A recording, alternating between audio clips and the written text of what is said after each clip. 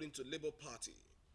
Tinubu has returned, I beg your pardon, Tinubu has turned economy upside down in 9 months. That's coming from the P. Warns APC not to politicize protests by Nigerians against hardship. Gbajabiamila, Ribadu, Cardoso, ministers meet over cost of living. Page 29 hosts those stories. Let's go to page 7. To increase household incomes, AFDB disburses $540 million to states. That's on page 7. And still staying with page 7, Tantita arrests Moldovan vessel in Bayelsa for illegal bunkering. And not leaving page 7 yet, Nigeria reinstates flight suspension with Niger, spells out exemptions. Let's spread back to page 6. It's talking about Kogi State. Kogi government raises the alarm over plan to tarnish ex-governor Bello's image. Okay, maybe that's talking about image. Maybe it's about anti-corruption. Let the question be asked and let answers be provided. I think that's just what anti-corruption crusade is all about. If your hands are clean, you will just explain and there you are. You'll be told to go. Page 6 of the Daily Independent newspaper gives us details there. And still talking anti-corruption, 21 billion naira money laundering. Court quashes charge against former Chief of Air Staff, Amosun. That's on page 6. Tinubu asks military security agencies to end insecurity. Okay, like now. Let it end now. Oyo will be first to achieve electricity sufficiency, says Makinde. Okay, let the competition begin. You find details there on the front page, of course, spilling to the inner pages of the Daily Independent newspaper of this morning. Check these and many more there. You find details. Yet another story here. Court renews order restraining police from arresting Rivers Chief of Staff. That's on page 6 of the Daily Independent newspaper of this morning. Let's move ahead and then let's check the Nigerian Tribune. The Nigerian Tribune newspaper of this morning also has some stories. And of course, it's not an exception. It is also leading with the cost of living. The cost of living in Nigeria. Nigerians spent $40 billion on foreign education, medical treatment in 10 years. That's according to CBN governor. And then many other things that we talked about all along. Find details on page 4. And economic hardship, PDP tackles APC over claims opposition behind protests. By Jabiamila Ribadu, ministers meet, say government will unlock food storage facilities. Okay, you find details on page 6 of the Nigerian Tribune newspaper of this morning. Amotekun arrests 149 suspected criminals in Ondo. Okay, page 28 of the Nigerian Tribune newspaper has that story. Insecurity. Senate meets security chiefs today. Postpone session with CBN governor to Friday. Page 3 of the Nigerian Tribune has that story. Renewed hope turning to desperation. Catholic bishops tell Tinubu. Find that on page 5 of the Nigerian Tribune newspaper of this morning. Rising poverty endangers Nigeria's existence. SMBLF is saying that. Laments conflicting court judgments over Rivers crisis. Find details on page 3. Okay, and the issue of Kogi is also reported there. Kogi faults EFCC over charges against ex-governor Bello. Details of all of these you find in the Nigerian Tribune of this morning, and then many other stories too. You get them there. Let's move to the New Telegraph newspaper. Anything new? It's just a call to President Tinubu Tinubu is calling on security agencies. Intensify efforts at stemming multi-dimensional insecurity. That's very important. You find it there in the New Telegraph newspaper of this morning. Bielsa to FG, clear your outstanding 13% derivation debt. You find that on page 30 of the New Telegraph newspaper. Okay, oil theft. Again, Tantita arrests vessel in Bielsa. Okay, as Navy moves to boost fight against bunkering. That's interesting what you say. On page 29, you find something here. FG to enforce hospitals' compliance to law on gunshot victims. Says delayed treatment increases number of deaths. That's on page 29 of the New Telegraph newspaper of this morning. INEC holds suspended Taraba Enugu by-election February 14. I think it's time to show love there then. It's on page 5 of the New Telegraph newspaper. Trump doesn't have presidential immunity. U.S. court rules. That's on page 4. Sanwo-Olu sets up viewing center at Onikon for Super Eagles Bafana match. Page 26. It's going to be rosy. Nigerians are optimistic. They're very optimistic that it's going to be rosy for the Super Eagles. I think patriotism is having its way as far as this matter is concerned. And Sanwo-Olu has been in the news pictorially and video-wise. He's always very, very enthusiastic about the Super Eagles, watching all matches, having himself immersed in in the whole thing. Let's hope and believe that it will be sounds of joy again today. 6 p.m. I think is the kickoff time, and then we'll be looking forward to another victory over the Bafana of South Africa. Okay, the Punch newspaper is next. The Punch newspaper. On the front page of the Punch newspaper, you have this one. Nigerians spent $98 billion on foreign trips, education in 10 years. This is different. We've been hearing 40 all along. This is 98 billion. Okay, that's according to CBN on page 2 of the Punch newspaper of this morning. FG vows to end insecurity as Air Force unveils attack helicopters. Okay, let's see how the helicopters will be able to attack the enemies. Killer kidnappers free slain Kwara monarch's wife. 13 suspects nabbed. On pages 4 and 5 of the Punch newspaper, you have the story. And still taking stories there, customs seized 854 million naira vehicles, others in January. That's according to the Nigerian customs. And this one, okay, let them come and pay. IOCs withhold fresh investments over $1.3 billion debt. That's on page 20 of the Punch newspaper. Naira weakens at official markets. Banks sell $584 million. That's on page 19. And Tinubu returns, orders emergency meeting on food crisis. That's on page 12. Saidi Aribsala, it's good to have you join me on the program. Good morning. Good morning, Sonny Kalali. Good to be here. And of course, flowing from all of the dailies you've taken so far and seeing some of the headlines screaming in the face of Nigerians, particularly the fact that our currency is weakening. Of course, that also has a ripple effect on the lives of an average Nigerian at this time. Inflation, talk about prices of commodities that you'd really think the people should be able to get readily.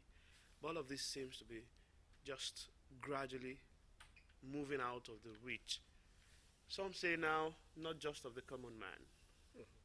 The rich also cry. Maybe they are crying already. Well, it's no longer funny the way the Nigerian state is now wallowing, not in abject poverty, but in untold hardship. It's so unprecedented that you find people protesting because of cost of living. Not this time talking about petroleum alone, but all inclusively, it's not easy anywhere. And I think it is not the time for government to play politics with this matter. It is not an APC matter, it is not a PDP matter, it is not a Labour Party matter, it is not an NNPP matter. It is a matter that the government, not the party, the government must deal with at a time like this to ensure that the issues of food security becomes something that is tackled head on. If an average Nigerian is not able to eat, and then you're talking about renewed hope, I don't know where the hope is coming from if the man hasn't eaten. Like a proverb would say, I'm hungry, you're advertising soap to me. I've not eaten, you're telling me to wash my clothes? Wash your belly. I don't understand. So the Tinubu administration must up its game and really see to it that all of these hardships are dealt with. No matter how beautiful your policies are, if the people are not living well, those policies will not be making sense to them. I think it is time to act on that. Of course, listening to the Minister of Information yesterday, that's Muhammad Idris Malagi, and of course did mention on the back of a meeting that was held, I think the Chief of Staff to the President chaired that meeting. He said the President has given the directive that the food storage or storages across the country should be looked into, and of course, people should have some form of succor. The government should look to distribute food from all of our storage system across the country. So it said this is a form of palliative also, but we'll see how that one would also go in the days ahead. What sort of food do we have in our storage in different parts of the country? Are they just grains? How well will it also get to the people that really need it at this time? So let's hope that all of this will be put together carefully, that the people who really need this succor at this time, everybody needs it in one way or the other though, but the people who need it most actually get it very soon. So I think it is important that we add that this is not a time for the microscopic few that have opportunity to be in government to now corner that kind of a palliative. I think it will not be making any sense. You can afford to buy, even if it is costlier than it is currently.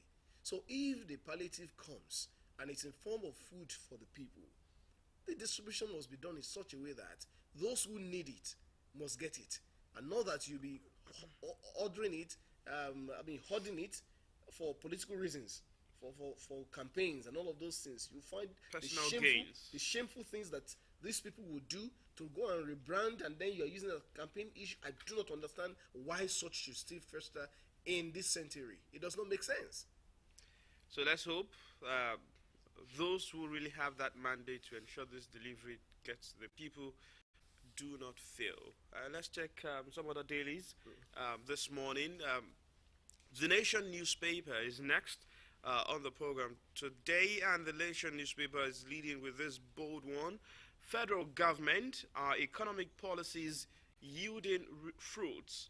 You have writers to that. Edo, we are improving living standard. Bagudu explains revenue targets. How we are bringing down inflation by Cardozo. That's the governor of the Central Bank of Nigeria. More palliatives for vulnerable Nigerians. Yeah, you had it there. As of yesterday, the volume of transaction in our markets was over $844 million.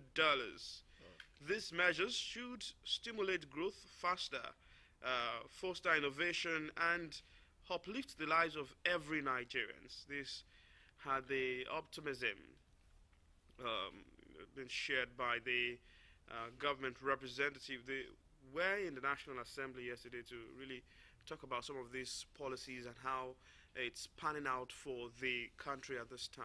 It's helping the country at this time. But we also hope that our representatives, both at the National Assembly, at the state assemblies, continue to have at the back of their mind that the interest of the people must always come first. Even though in times past we've also had issues that people who are supposed to be representing the people are also, in a way, contributing to the hardship being faced by the people they ought to represent. So going forward, I think critical questions will be asked, and we get to see deliverables, actually happening for Nigerians to see.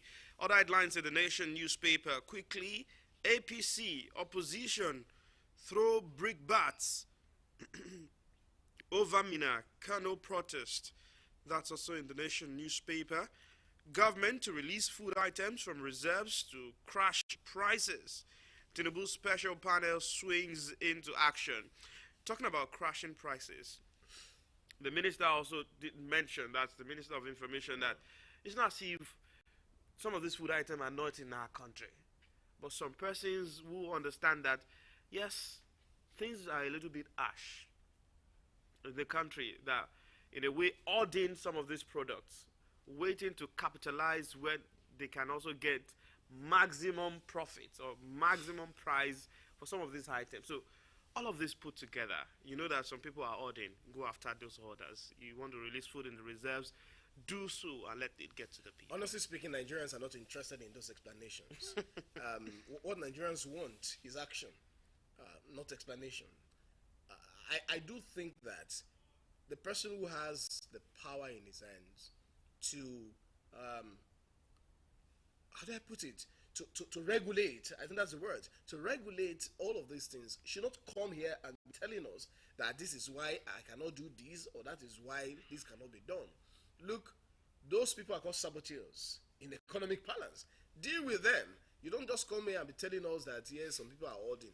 There is a mechanism to deal with that. So don't just come and be telling us this is this and that is that. Let's see you that you are dealing with them. That's when we know that they were actually the problem. Not you coming to tell us that they are the problem. Let's see you dealing with them, and then the situation getting to a point of improvement, and then we know that indeed you're working. I think that does it on this issue. There must be something done quickly to deal with this matter. And talking sports, today is a very, very significant day. Super Eagles. I saw something, and then Bafana was spelled as banana. Be careful.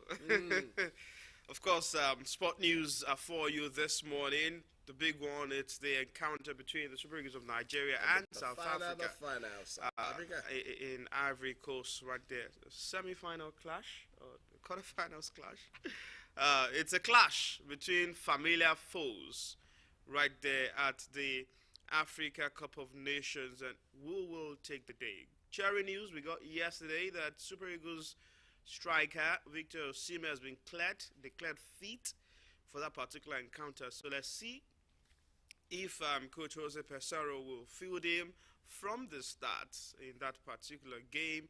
And of course, many Nigerians are also looking to what will eventually happen. But in South Africa, some are also expressing concerns that Nigerians who are in South Africa who want to watch that match really need to do it on a very low key, looking at how emotions could also come into play, considering the animosity that usually comes with this particular encounter between South Africa and Nigeria. So, all the best, Super Eagles. Can we do it this time? Come on, let's see if we can get the trophy. As much as we'll be expecting the trophy, I also think that we must downplay this anticipated violent response to whatever the outcome of the match will be. It shouldn't even be, because sport is supposed to be a unifier, something that everyone, regardless of which side you fall on.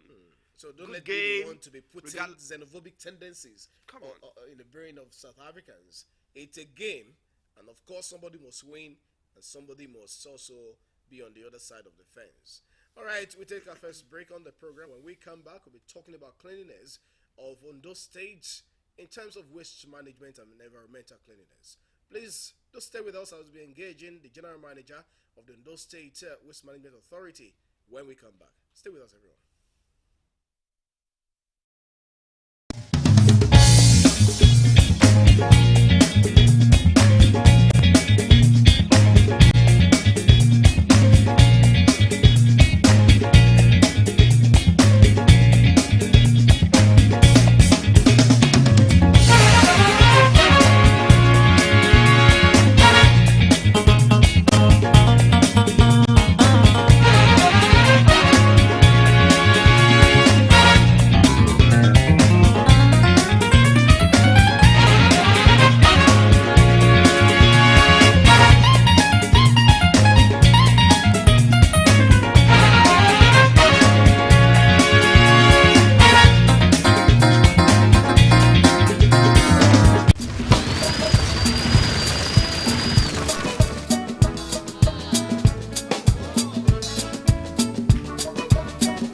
As we are all aware, this is also the year for our governorship election.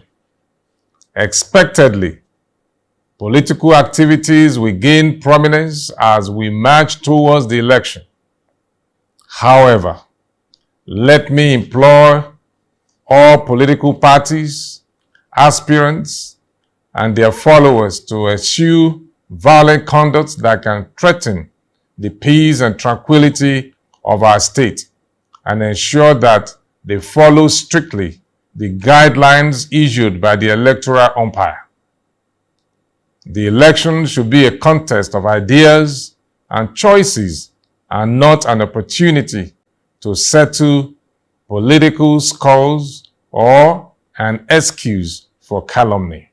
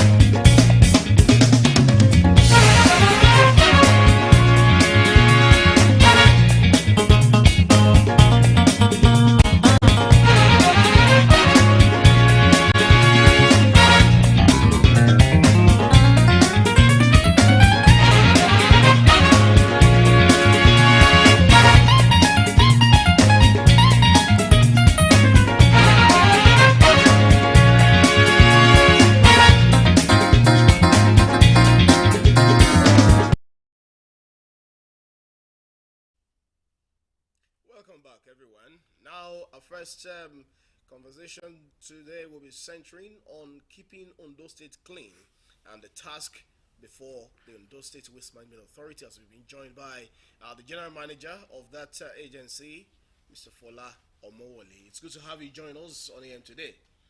It's a pleasure to be here this morning.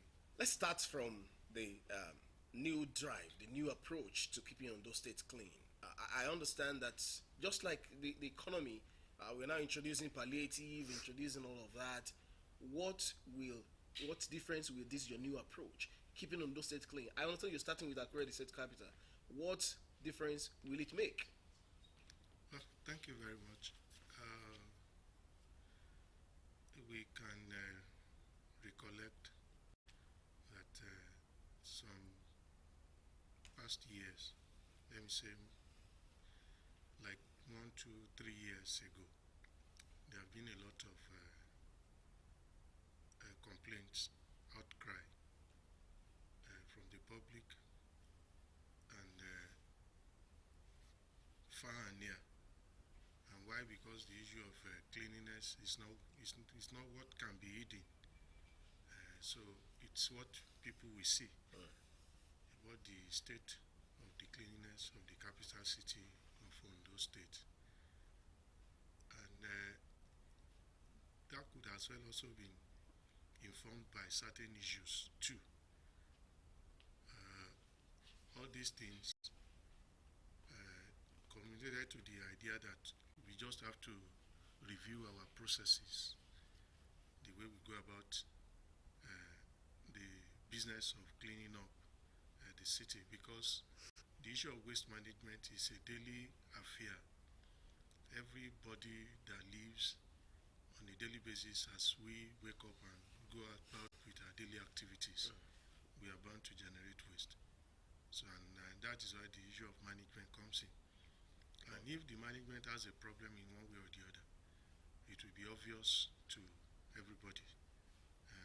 And that's why even a place that you clean up within a minute, if you are not careful, coming back in another minute, that place may be met in another terrible state. So it's what you just have to keep on doing. So what new thing are you introducing to a certain effectiveness? Well, we are doing practically almost the same thing, but what we have only done is to intensify our monitoring. It means we are not systems. expecting a different result. No, there we definitely. With the same method? That is why I'm saying what we are doing is evolving our monitoring system, trying to review it and make it more robust. And apart from that, where I was actually going in the beginning, waste is created by people, and it's an attitudinal issue. Where we have positive attitudes, then we have lesser problems to deal with. So, and it's for us to appeal to the psyche of the people in the way and manner that they handle their waste.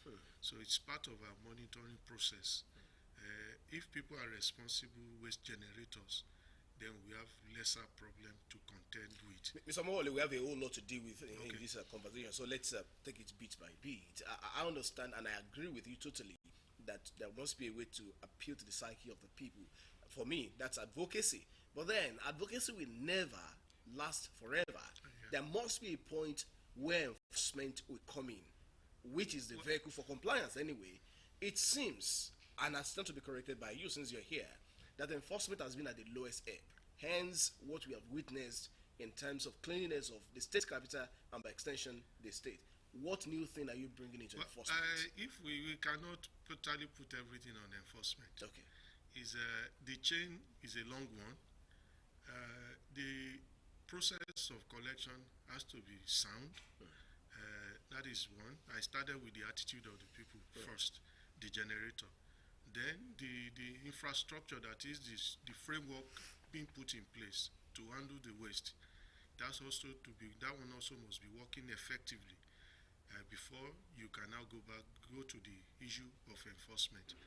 I often illustrate this with what we call the histogram graph. The histogram graph, we have the low at the two edges, and we have the peak in the middle. The two edges that are low, probably in statistics you say between 5% of it.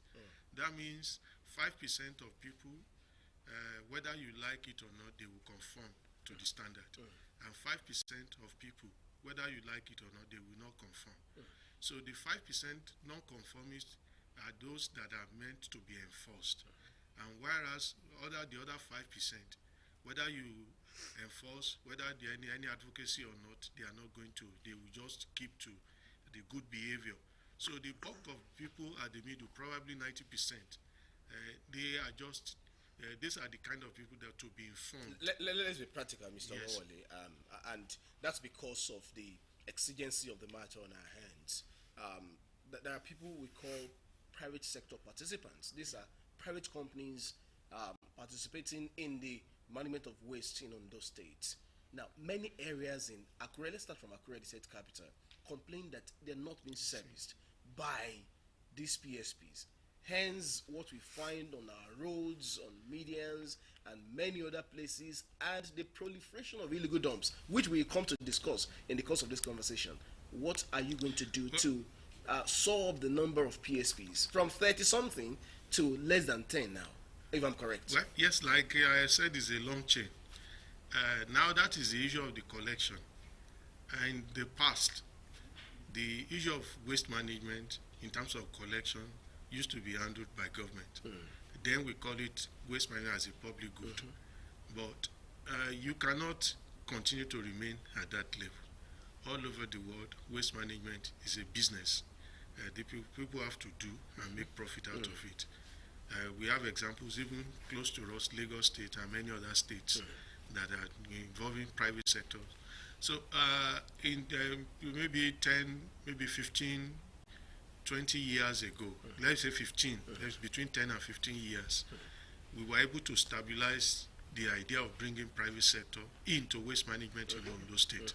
We successfully piloted it, and it worked at that time. But don't let us forget where we were coming from. The totality of public sector being involved in it, funding the waste management system. Now, when we transited to the era of involving the private sector into it, for some years it thrived before things also started to break down in a way. Now, if the private sector is to come to do any business, he's coming to make profit. So if he's making profit, he will continue in the business. But if there's a challenge in one way or the other, definitely he cannot be a Father Christmas that will be throwing money into the drain. And so these are issues. And like you have said earlier, when you look at the reality of the economic situation today, a lot of businesses are crying. And we cannot take waste management out of it too. Why? Because, for example, 7-8 years ago, the cost of procuring waste collection truck, if you look at the percentage of increase, if you want to buy the same truck today, is far, very, very high. So these are the challenges. And then we started dieseling even last in 2022, an average cost of 170 naira per liter, 200 naira per liter, rose to as high as over 1,100 naira per liter. And people still have to pay the same rate for this. And if you are going to increase the rate for collection too, considering the economic situation of the people, there will be an outcry. So there are a lot of issues in trying to bring everything to a state. Like you have said, sometimes we have over 35 private sectors involved, and government is also involved in waste collection. And to a system that, okay, government is no longer involved in private waste collection, that the private sector have to fully take it over.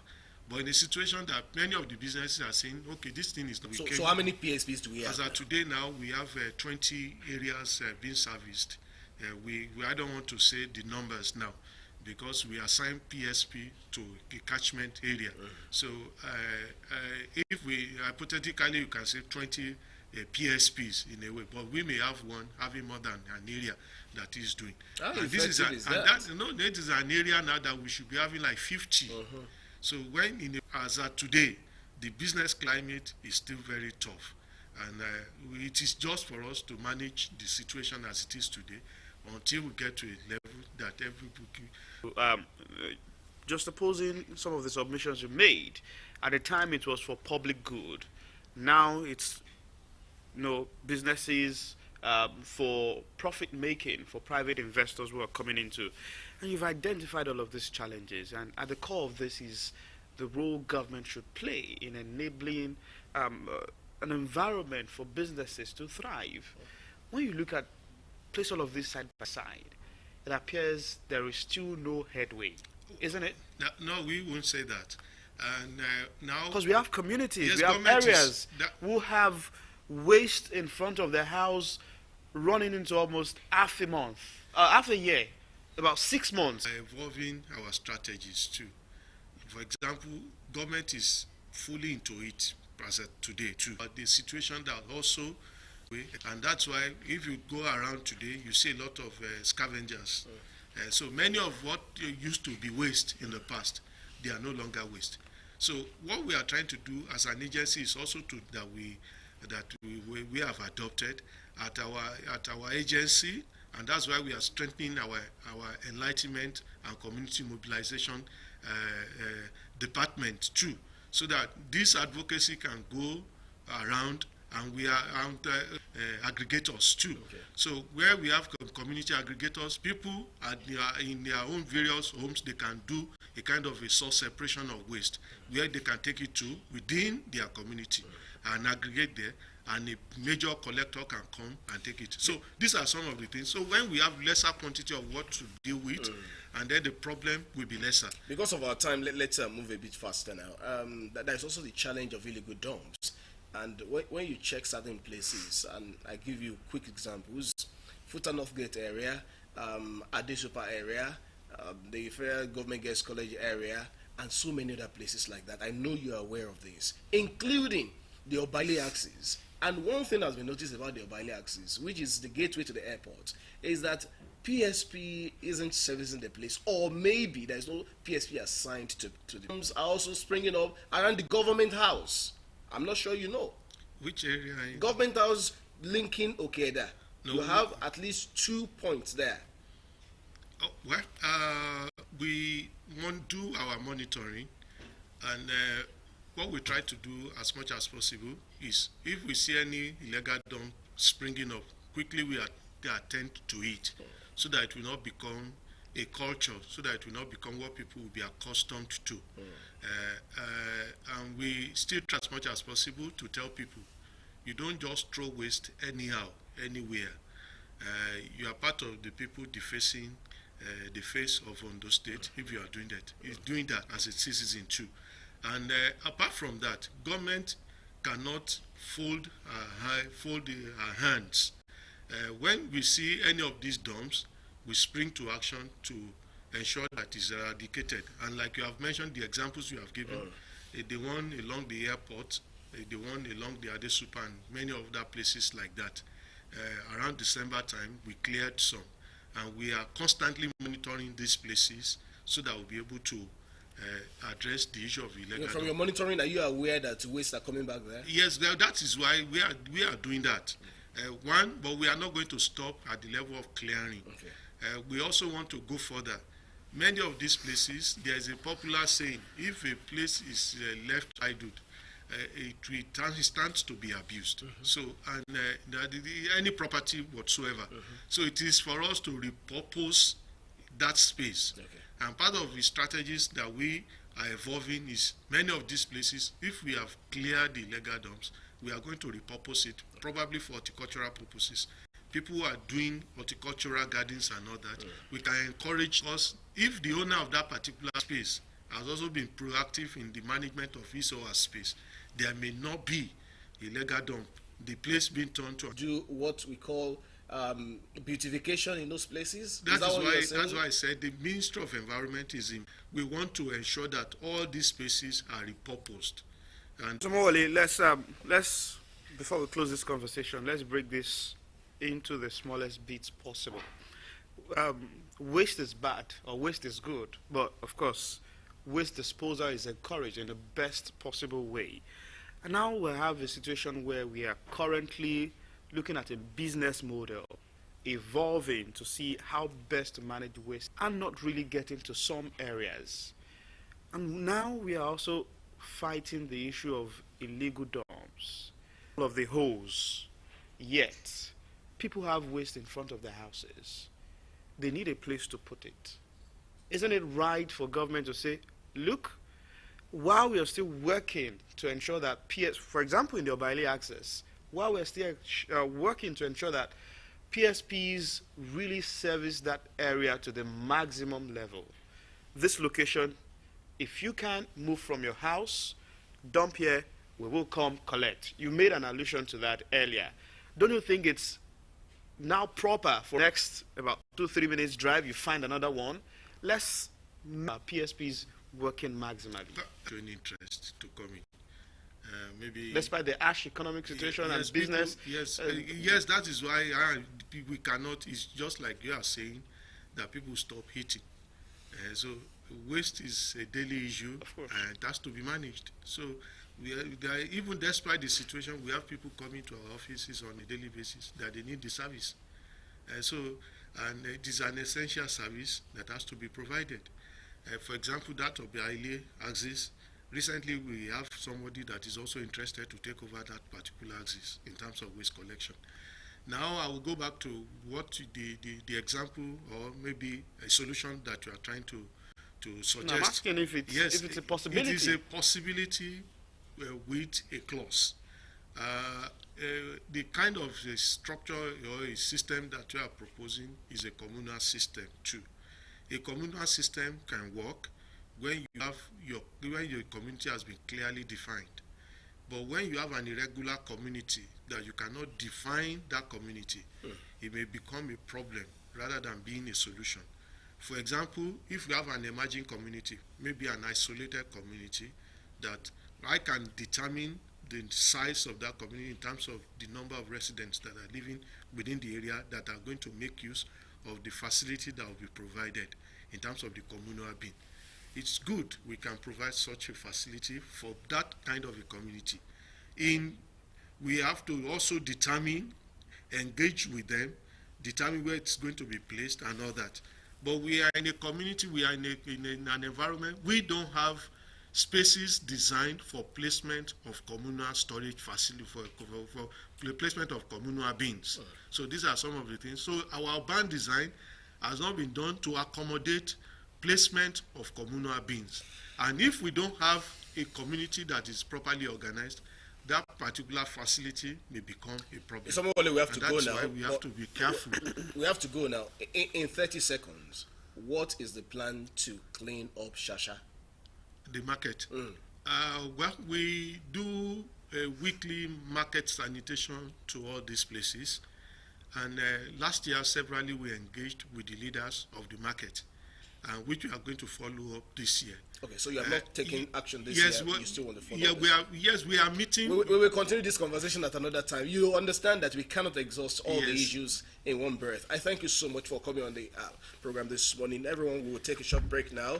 Mr. Afolamowale is the General Manager of Ondo State Waste Management Authority. I've been talking about Operation Cleaning Ondo State to make it very, very habitable for everyone and to reclaim its place as one of the neatest states in Nigeria. We thank you so much once again, Mr. Mawali. Thank you very much. After this break, we'll be going into delving into the political arena of Ondo State, looking at the pros and cons of the current administration. Please do stay with us, everyone. We'll be right back.